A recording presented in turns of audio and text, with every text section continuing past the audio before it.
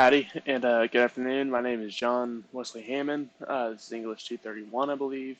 So this is the summary of Chapter 3 in your book.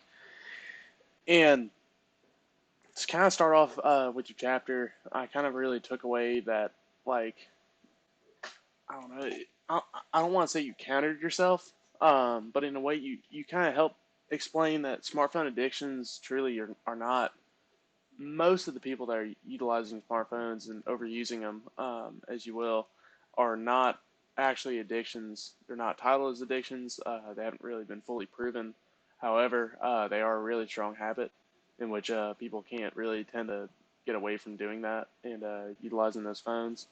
Um, so that's kind of one of the main takeaways took away was that you kind of said on your own or you may have quoted other people that smartphone addictions truly are just a habit instead of the addiction that it's been titled as and called throughout media.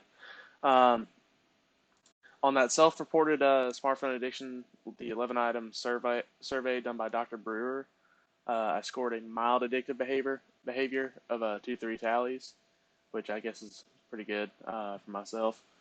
And towards like kind of the middle part of the chapter, you quoted. I'm not sure. I actually wasn't able to get the person that coined the term, but the coined the term of personal slot machine for a smartphone, as it has some sort of way of bringing this chemical in our brain to where we're satisfied with seeing notifications, and it's kind of like a hit or miss every time you look at your phone to check it, whether or not we actually have notifications or not going into that. Um, Also, towards like kind of the middle to end of the actual chapter, you kind of went into about how people, millennials, in believe ages like 18 and 24, have I guess they're starting to subconsciously check their phones in the middle of the night, defending their actions by saying, "Oh, hey, I use my phone as an alarm instead of just completely turning off their phones." And so people are checking their phones in the middle of the night. And you also said, I believe with your research, going over how that on its own is already starting to take effect on people with sleep disorders, sleep apnea, as well as kind of mental illnesses and stuff. Just starting in going from checking their phones late at night, disrupting the kind of full sleep schedule. Yeah, I do remember kind of like reading. I'm not sure where it was, so I can't really fully give it a quote. However, I do believe there's something about isolating yourself against blue light, or it's like a certain kind of light that's like emitted from like TVs, from lamps, from phones, and it kind of has the same kind of qualities as the sunlight, in which when the sun's out, it's a lot harder to fall asleep. Same kind of instance goes with the TV, the laptop, the smartphone, any kind of screen or really light.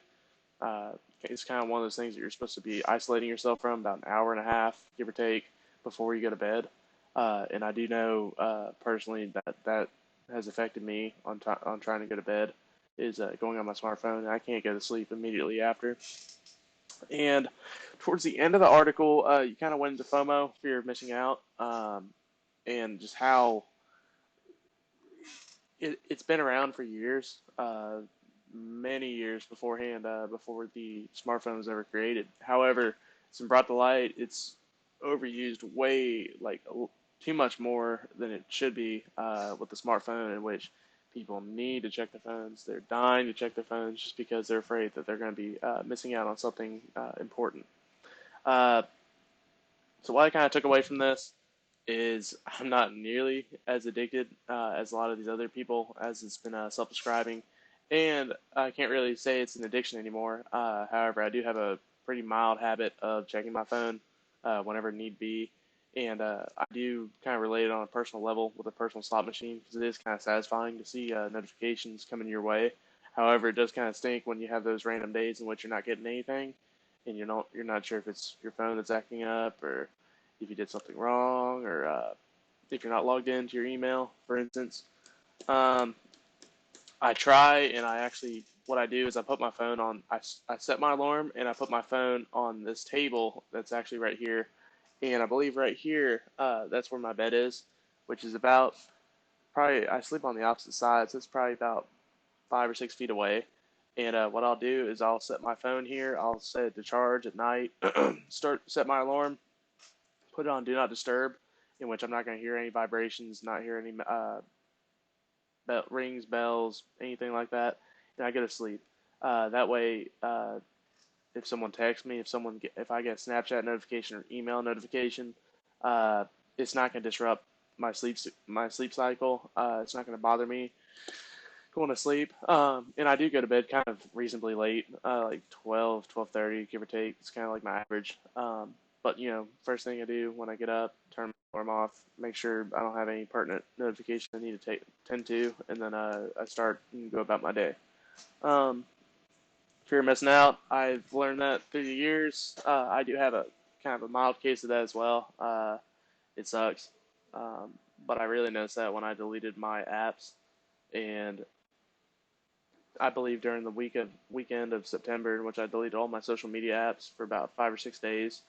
I really kind of noticed and started realizing my habits of boredom when I'd be playing video games in the middle of the video game, and a little bit of idle time.